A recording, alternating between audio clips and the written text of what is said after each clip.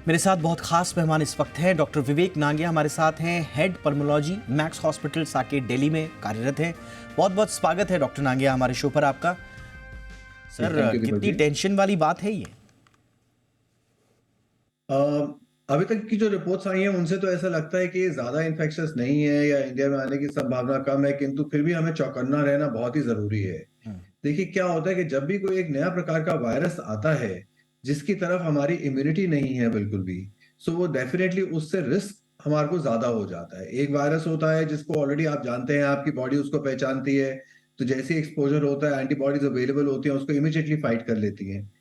किंतु अगर एक नया वायरस आता है जिसको आपकी बॉडी पहचानती नहीं है, आपका इम्यून सिस्टम पहचानता ही नहीं है, तो वो बॉडी के लिए काफी खतरनाक होता है।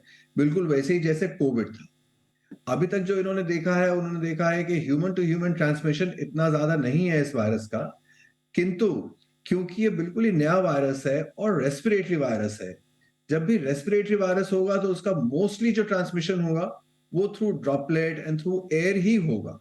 सो air human to human transmission होने की भी संभावना डेफिनेटली रहेगी रहेगी। सो इसीलिए अभी इमीडिएटली हमें कोई थ्रेट नहीं है इमीडिएटली, किंतु एक चौकन्ना रहने की जरूरत है। उनको वेरी क्लोजली मॉनिटर करने की जरूरत है कि चाइना की क्या स्थिति रह रही है। सर, पिछले कोविड से तो खैर पूरी दुनिया ने सीख ली है। हम ये उम्मीद करेंगे कि जैसा आप बता रहे हैं कि बहुत ज़्यादा कंटेजियस नहीं है, और चीन में हम भी यही उम्मीद करेंगे कि थोड़े बहुत अगर केसेस वहाँ पर आ रहे हैं तो सीमित मात्रा में आएँ और फिर आगे ना बढ़ें। लेकिन उसके बावजूद अगर ऐसी नौबत आई कि ये ज़्यादा कंटेजियस होता है, इसके बाहर फैलने की आशंका हुई, तो क्या वो ऐसे सबक है सर जो पिछली बार से हमें मिले हैं कि हम समय रहते इसको सिर्फ उस इलाके तक ही सीमित कर दें? जी, एक तो ये कि अभी से ही हम लोग को इसकी वैक्सीन के ऊपर रिसर्च करना शुरू कर देना चाहिए और काम करना शुरू कर देना चाहिए, क्योंकि वैक्सीन ही एकमात्र प्रोटेक्शन प्रोवाइड करती है अगेंस्ट सच अ वायरस। दूसरी चीज ये है कि जैसे ही कोई मरीज जिसको भी आजकल खांसी जुकाम हो रहा है उसको अपने आप को आइसोलेट कर देना चाहिए, चाहे 3 से 5 दिन के लिए ही सही, किंतु आइसोलेशन करना बहुत जरूरी है। अभी भी हम ये देख रहे हैं कि घर में अगर एक इंसान को भी वायरल इन्फेक्शन होता है, खांसी जुकाम होता है, तो इनवेरिएबली सारा घर डाउन आ जाता है खांसी जुकाम के साथ। और उसमें फिर जो वल्नरेबल ग्रुप है, जो एल्डर्स हैं, जो वृद्ध हैं, घर के 60 इयर्स एंड अबव हैं, या किंतु बच्चे हैं जो 5 साल से कम है, या जिनको ऑलरेडी कोई कोमोबिडिटी है, जैसे कि हार्ट डिजीज है, लंग डिजीज है, कैंसर है, उन लोगों में ज्यादा सीरियस कॉम्प्लिकेशंस होती हैं इवन एक सिंपल वायरल इन्फेक्शन से भी। तो आइसोलेशन बहुत ही जरूरी है। तीसरी चीज, हमें अपना यूजुअल प्रिकॉशंस फॉलो करना शुरू कर देना चाहिए, जैसे कि मास्क पहनना। आजकल वैसे ही एयर पोल्यूशन बहुत है, तो उससे भी प्रोटेक्शन बचे मिलेगा हमें। सोशल डिस्टेंस मेंटेन करके रखना, हाथों का हाइजीन मेंटेन करके रखना, और कॉफ एटिकेट्स को फॉलो करना, ये बहुत ही जरूरी है। सर, बीजिंग में अभी ज़बरदस्त ठंड भी चल रही है। कुछ स्टेट मीडिया जो वहाँ की जो रिपोर्ट्स में पढ़ रहा था, तो वो कह रहे हैं कि शायद ये जो टेम्परेचर में जो फ्लक्चुएशन आया है इसकी वजह से भी वहाँ पर हो सकता है। तो क्या इस तरह की बात भी हो सकती है कि ये मौसमी टाइप का कुछ मामला हो वहाँ?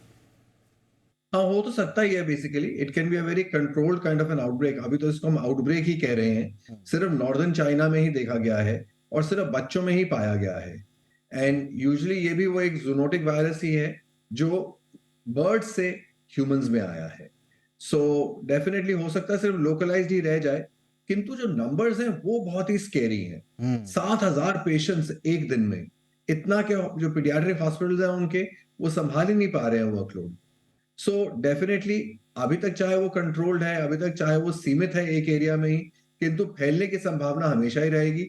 इसलिए क्लोजली मॉनिटर करना बहुत बहुत जरूरी है और हमें चौकन्ना रहना बहुत जरूरी है। सर, वहाँ के जो एजेंसीज हैं उन्होंने प्रेस कॉन्फ्रेंस में अनडायग्नोज्ड निमोनिया नाम का इस्तेमाल किया, ये और ख़ास तौर से बच्चों के लिए। ये अनडायग्नोज्ड निमोनिया को हम कैसे समझें? तो पहले जो अनडायग्नोज था, मेरा ख्याल आज की जो न्यूज आ रही है उसमें उन्होंने उसको H9N2 वायरस का लेबल दे दिया है। यस, ये यस। एक प्रकार का इन्फ्लुएंजा वायरस ही है, जो प्रॉब्ली बर्ड जैसे कि चिकन्स हैं, डक्स हैं, पोल्ट्री से वो ह्यूमन बींग्स में ट्रांसमिट हो रहा है। सो ये H9N2 वायरस है जिसको अब ये लोग लेबल कर रहे हैं। इन्फ्लुएंजा वायरस का ही एक टाइप ऑफ वेरिएंट है। सो डेफिनेटली इसका अभी वो लोग उनके हिसाब से ह्यूमन टू ह्यूमन ट्रांसमिशन इतना नहीं है, पर पोटेंशियल जरूर रहेगा कि स्प्रेड हो सकता है। ऑलराइट, तो ये जो 7,000 जो नंबर आ रहे हैं सर, ये ह्यूमन टू ह्यूमन अगर ट्रांसमिट नहीं हो रहा है तो ये इतना ज़्यादा नंबर्स के दिखने के कारण क्या हो सकते हैं? मैं आपकी बात से बिल्कुल सहमत हूँ कि ये ह्यूमन टू ह्यूमन ही होना पड़ेगा, और कोई तरीका नहीं है कि इतने सारे लोगों ने तो चिकन इकट्ठे खाया नहीं होगा। अगर हम इसको बर्ड फ्लू मान के चल रहे हैं या एवियन इन्फ्लुएंजा मान के चल रहे हैं, सो डेफिनेटली इसमें कहीं पर ऐसी चीजें हैं जो अभी हमें मालूम नहीं है इस वायरस के बारे में, और डेफिनेटली आते हुए दिनों में और आइडिया मिलेगा हमें। एब्सोल्युटली, लेकिन जैसा आप सजेस्ट कर रहे हैं, पहली प्रायोरिटी होनी चाहिए तुरंत इसकी वैक्सीन को डेवलप करने पर, और दूसरा जो भी प्रोटोकॉल्स हैं वो उनके पालन पर होना चाहिए जोर, तो कहीं पिछली बार की तरह देर ना हो जाए। Thank you so much sir. और अगेन हम अपने दर्शकों को ये भी बता दें कि डरने की आवश्यकता नहीं है।